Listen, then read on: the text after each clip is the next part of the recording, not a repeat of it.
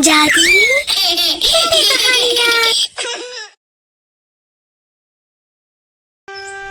ये कहानी है रूपनगर गांव की। सुरेश और लाली बहुत अच्छे दोस्त थे। दोनों पेड़ के नीचे बैठकर अपनी सुख दुख की बातें कर रहे थे और लूडो खेल रहे थे। सुरेश सुनार था और लाली मोची। आजकल सब कुछ इतना महंगा होता जा रहा है, घर गृहस्थी चलाना भी बहुत मुश्किल होता जा रहा है।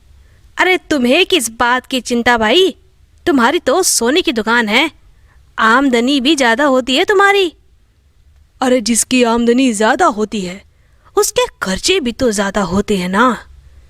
अरे तो खर्च मत करो ना, मेरी तो आमदनी नहीं होती, इसीलिए ज्यादा खर्च भी नहीं कर पाता। अच्छे घर में रहोगे, अच्छा खाना खाओगे तो खर्चा तो होगा ना। ये सब कहने वाली बात है यार। अगर तुम मेरी जगह होते तो तुम्हें भी पता चल जाता। अच्छा ठीक है, दोनों अपने अपने घर की अदला बदली कर लेते हैं। मतलब कि हम लूडो खेलते हैं, जो भी जीतेगा उसकी बात हम लोगों को माननी पड़ेगी। चल खेलते हैं। दोनों लूडो खेलना शुरू करते हैं। हर बारी में लाली अच्छा खेल रहा था। एक आ गया, फिर से एक आ गया। अब तुम्हारी बारी, चलो। दोनों लूडो खेलते रहते हैं। ये देख, मैं तुझसे पहले 100 में पहुंच गया। देखा, अब शर्त के अनुसार तुझे मेरी बात माननी होगी।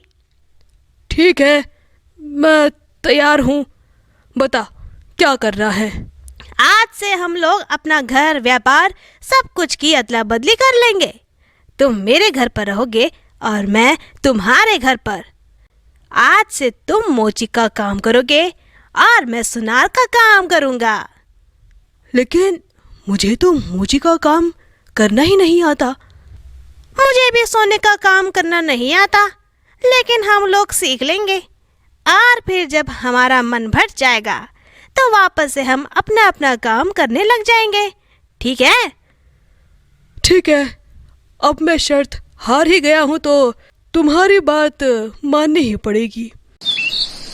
अगले दिन मैं इन जूतों की सिलाई कैसे करूँ, मुझे तो कुछ समझ में नहीं आ रहा है। तभी एक औरत वहाँ आती है। ये जूतों की सिलाई कर देना और अच्छे से पॉलिश भी कर देना। वो जूते बुरी तरह से फटे हुए थे। अरे बाप रे, ये तो फट चुका है। अब मैं इसकी सिलाई कैसे करूँगा। अपने माता पिता से मैंने सोने का काम सीखा था, जूतों का काम तो सीखा ही नहीं। अब शर्त हार चुका हूँ तो काम करना ही पड़ेगा। कोशिश करके देखता हूँ, हो जाएगा। और वहाँ लाली सुनार की दुकान में मज़े कर रहा था। अरे वाह, कितना आराम है, ये गद्दा कितना नरम है, कोई भी काम नहीं करना पड़ रहा है। इतने सारे नौकर हैं, भला मैं क्यों काम करूं। मेरा काम तो बस है खाना पीना और गद्दे पर चैन की नींद सोना। तभी वहाँ एक औरत आती है। भैया, क्या आप मुझे सोने के कंगन दिखा सकते हैं? बिल्कुल बिल्कुल, आइए बैठिए। लाली उन्हें सोने के कंगन दिखाता है। क्या कीमत है इनकी?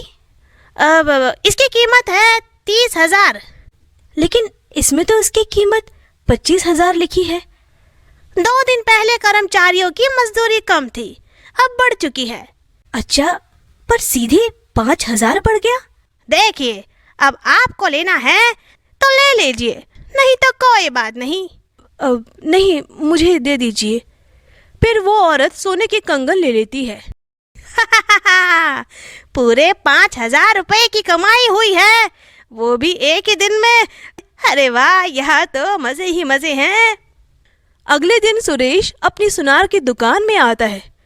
अरे सुरेश, आओ आओ, क्या लोगे, ठंडा या गरम? वैसे तुम्हारे ये दुकान के गद्दे बहुत मुलायम है। नहीं, मुझे कुछ नहीं चाहिए।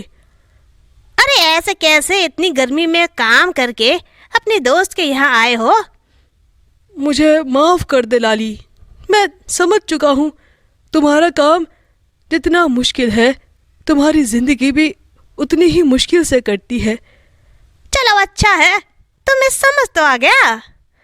अब मेरा घर और काम वापस लौटा दे और अपने काम पे तू वापस चले जा।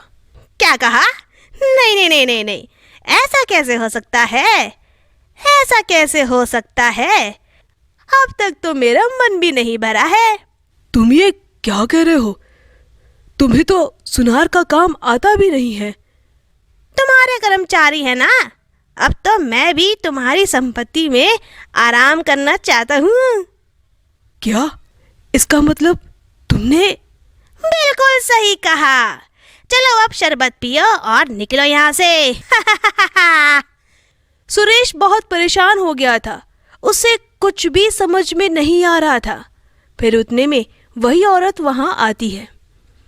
भैया, अरे ओ भैया, मैंने जो जूते दिए थे क्या वो सिल दिए? हाँ, ये लीजिए। सुरेश को सिर्फ 40 रुपए मिलते हैं। उसे बहुत दुख होता है। हाँ, तो जैसा मैंने कहा है आप बिल्कुल वैसा ही कीजिए और दूसरे कर्मचारियों से भी वैसे ही कहना। हाँ, तो क्या ये काम करना उचित रहेगा?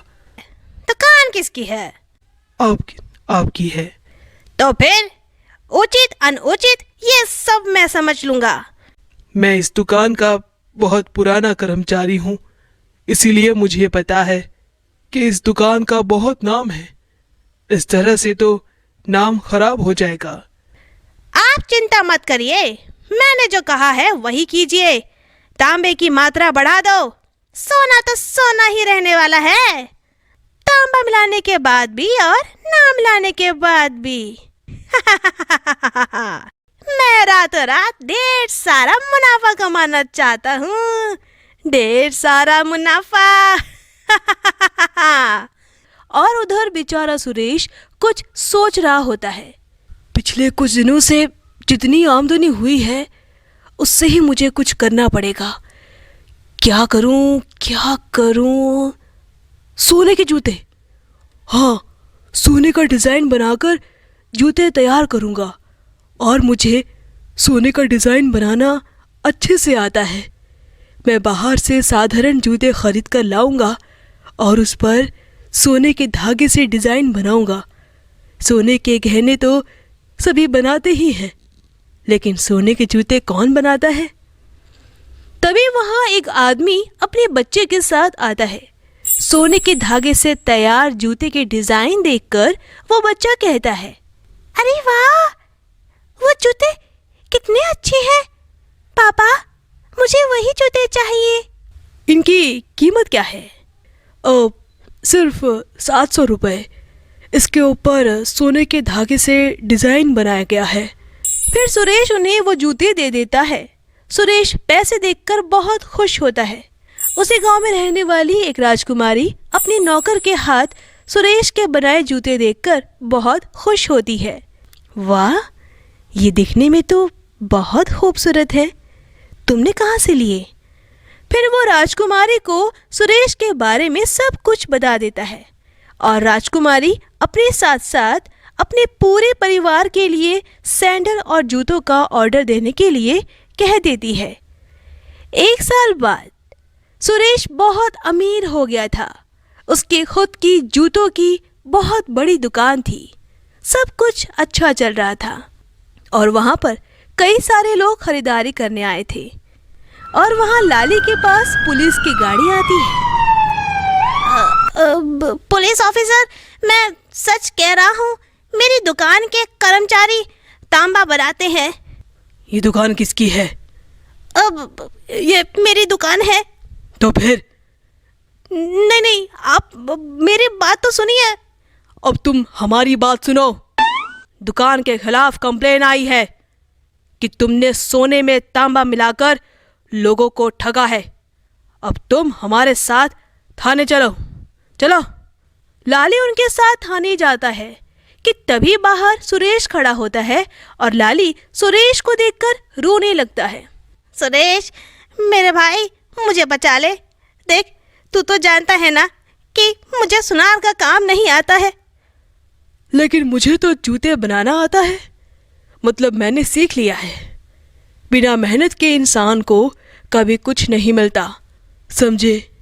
ना ही जूता और ना ही सोना। लाली रोने लगता है और पुलिस वाले उसे पकड़कर ले जाते हैं। उसे अपनी गलतियों पर बहुत पछतावा होता है। तो दोस्तों, अगर आपको हमारी कहानी पसंद आई हो तो इसे लाइक करना और शेयर करना और हमारे चैनल को सब्सक्राइब करना मत भूलना।